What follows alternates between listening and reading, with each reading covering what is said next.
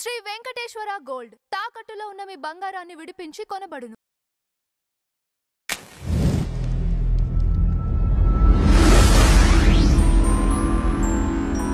నమస్తే అండి, welcome to tree media. మనతో పాటు senior journalist doctor Durga Vadlamani గారు ఉన్నారు. మేడం నమస్తే. నమస్తే అండి.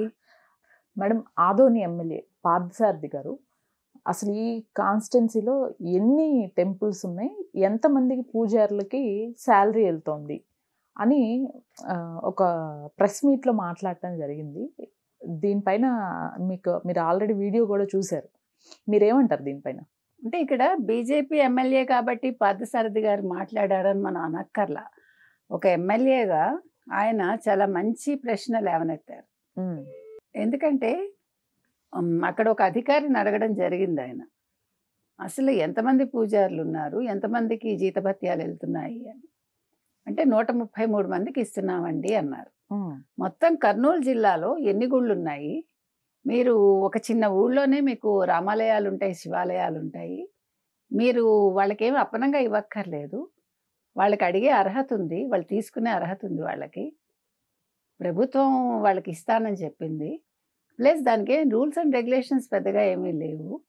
మీరు ఎందుకు ఇవ్వట్లేదు, 133 మందికే ఎందుకు ఇస్తున్నారు మీరు అని నిలదీశారు ఆయన. అంటే వాళ్ళ అధికారి నీళ్ళు నమ్మలేడు. చాలా తప్పు కదా. అంటే ఎవరికి ఏది ఆ శాఖలో పట్టట్లేదన్నమాట. ఇప్పుడు మిమ్మల్ని కొడితేనే వింటారా, లేదు తిడితేనే వింటారా? మీ డ్యూటీని మీరు ఎందుకు చెయ్యరు? వాళ్ళు ఎలా బతుకుతారని అడుగుతున్నాడు ఆయన. 15,000తో ఎలా బతుకుతారని అడుగుతున్నాడు. ఇవాళ ఒక మంత్రిగా ఆయన పార్థసారథి గారు అసలు ఎంత దూరాలోచన చేశారో చూడండి మీరు. ఇలాంటి వాళ్ళు మనకి ఎమ్మెల్యేలుగా ఎన్నుకోబడాలి. ఇక్కడ హిందూ రిలిజియన్ నేను మాట్లాడటం లేదండి, ఇక్కడ రిలిజియన్ మాట్లాడటల్లా. ఒక పూజారి చదువుకుని అతను ఒక వృత్తిలోకి వచ్చాక కనీసం అతని అర్హతకు తగిన జీతం మీరు ఇస్తున్నారా? నేను ఇటీవల కాలంలో అటుపక్క వెళ్ళా, నంద్యాల అటు సైడే వెళ్ళా. ప్రతి చోట ప్రతి గుళ్ళో ఒక ఇనపది ఇట్లాగా హుండీలాగా పెట్టి వాడు కొడుతూ ఉంటారు అక్కడ. మరి అతను అధికారో ఎవరో నాకు తెలియదు, తెల్లబట్టలు వేసుకుని. అంటే మీరు డబ్బులు ఇందులో వేయండి, ప్లేట్లో వేయకండి అన్నట్టుగా. ఇది పార్థసారథి గారి దగ్గరికి వెళ్ళాలి ఈ అంశం. నేను చాలా సీరియస్గా చెప్తున్నాను ఇది. ఎందుకంటే మీరు ఇచ్చే జీతం ఎంత, వాళ్ళు ఎలా బతుకుతారు, అసలు హుండీలో వేయమని మీరు అసలు ఎట్లా మీరు వాళ్ళని నిర్బంధిస్తారు వచ్చిన భక్తుల్ని? అసలు అక్కడ హుండీ పెట్టడం ఏంటి? దేవుడి ముందు ఇంత పెద్ద హుండీ మీరు ఆ గుమ్మం దగ్గర పెట్టడం ఏంటి నా క్వశ్చన్. నేను దేవుడిని చూడడానికి వచ్చా, హుండీ చూడటానికి రాలా. ఇది నంద్యాల పట్టణంలోనే నేను చెప్తున్నాను మీకు. ఓకే, ఇది వారి దృష్టికి వెళ్ళాలి. ఎందుకంటే ఇలాంటి వాళ్ళ దృష్టికి వెళ్తే తగిన చర్యలు ఉంటాయి. ఎంతమంది పూజారులు ఉండొచ్చండి అని అడిగాడు ఆయన. కర్నూలు పట్టణంలోనే, అంటే కర్నూలు చుట్టుపక్కల మొత్తం నియోజకవర్గంలో ఎన్ని గుళ్ళు ఉండొచ్చు అని అడిగాడు ఆయన. 4,000 గుళ్ళు అంటే 4,000 మంది పూజారులకి 133 మందికే మీరు ఇస్తున్నారా అని అడిగాడు ఆయన. మీ బాధ్యత కదా, వాళ్ళకి తెలియకపోతే చెప్పాలి కదా, మీరు అర్హులండి, మీరు వచ్చి జీతం తీసుకోండి అని చెప్పాలి కదా అంటున్నాడు ఆయన.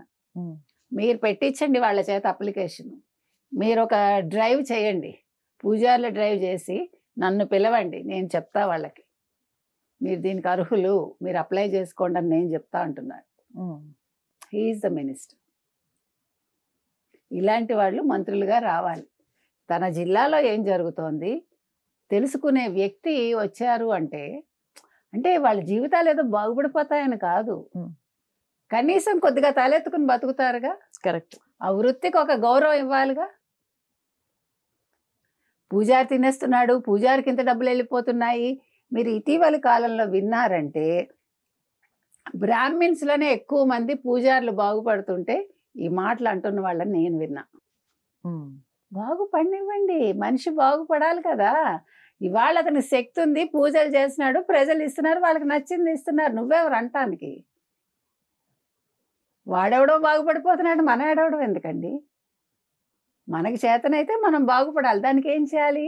మనం ఏదో ఒక వృత్తి నేర్చుకోవాలి, విద్య నేర్చుకోవాలి, ఏదో చెయ్యాలి, ఏదో ఒక వ్యాపారం చేసుకుని మనం పైకి రావాలి. మీరు బాగుపడుతున్నారు, నేను ఏడిస్తే నా ఏడుపుతో ఏమవుతుంది, నాకు అనారోగ్యం వస్తుంది అంతే, ఇంకేం జరగదు. ఇటీవలి కాలంలో మీరు మనుషుల్ని గమనిస్తే ఈర్ష్యాసూయలు ఎక్కువైపోయాయి.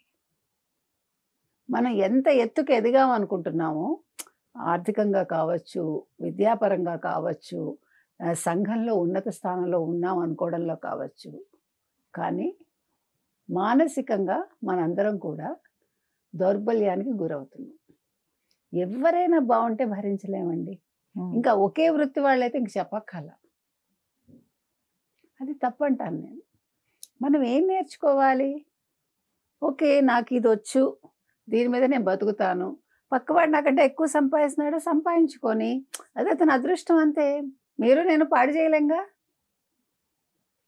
వాళ్ళని పాడు చేయాలనుకుని మనం పాడవుతాం. కాబట్టి ఇవాళ మంత్రి పార్థసారథి గారు మాట్లాడింది 200% కరెక్ట్ అండి. చాలా గట్టిగా మాట్లాడాడు ఆయన, చాలా చక్కగా మాట్లాడాడు. మీరు ఆ వీడియో వేశాక మాత్రం ఈ వీడియో వేయండి తప్పకుండా, అది ప్రజలు వినాలి. ఇలాంటి మంత్రుల్ని రావాలని కోరుకోవాలి, ఇలాంటి వాళ్ళు ఎమ్మెల్యేలుగా రావాలి. నేను అర్చక వృత్తి అని చెప్పట్లేదు. ఎవరైతే చిన్నచూపు చూడబడతారో, ఈవెన్ స్కావెంజర్స్, వాళ్ళ వృత్తి అంత పవిత్రమైనది ఇంకోటి లేదు. మొన్న మధ్య మనం అనుకున్నాం కూడా, ఒక కంటెస్టెంట్ వాళ్ళ ఫాదర్ బిగ్ బాస్లో శ్రీజ చెత్త ఏరుకుంటాడంటే కమెంట్స్ వచ్చాయంటే, ఒక్కరోజు చెత్త ఏరుకోవడానికి వాళ్ళు రాకపోతే మనం ఒక్కరోజు మన చెత్త మన ఇంట్లో మనం పెట్టుకోలేం. కరెక్ట్, ఫ్లాట్స్లో ఉన్నప్పుడు. నేను అనేది ఏ వృత్తి అయినా గౌరవప్రదమైంది. ఇవాళ ఉన్నత స్థానంలో ఉన్నానని నేను తుడవను, లేకపోతే నేను ఇంకోటి చేయను అంటే ఇంట్లో కుదరదు కదా. ఎంఎస్ సుబ్బలక్ష్మి గారు లాంటి వాళ్ళే ఇంటి ముందు ఆవిడ తుడిచి ముగ్గేసుకునేది పొద్దున్న. ఎంత పెద్ద కళాకారిణి ఆవిడ. ఆవిడ వంట ఆవిడ చేసేది. ఎంత సింపుల్గా ఉండేది మనిషి. అది అందం అనేది అణకువలో ఉంటుంది, మన మాటలో ఉంటుంది. వాళ్ళ పార్థసారథి గారు లాంటి ఎమ్మెల్యేలు కావాలి ఈ రాష్ట్రానికి, ఈ దేశానికి. నేను చెప్పొచ్చేది ఒకటేనండి, ఆ అధికారి ఎవరైతే మాట్లాడారో ఆయన దీని మీద చర్యలు తీసుకోవాలి, అందరికీ కూడా అప్లై చేయించాలి. ఇంకొకసారి ఆయన మీటింగ్ పెట్టేటప్పటికి 4,000 మందికి ఇస్తున్నామని అదే అధికారి చెప్పగలగాలి.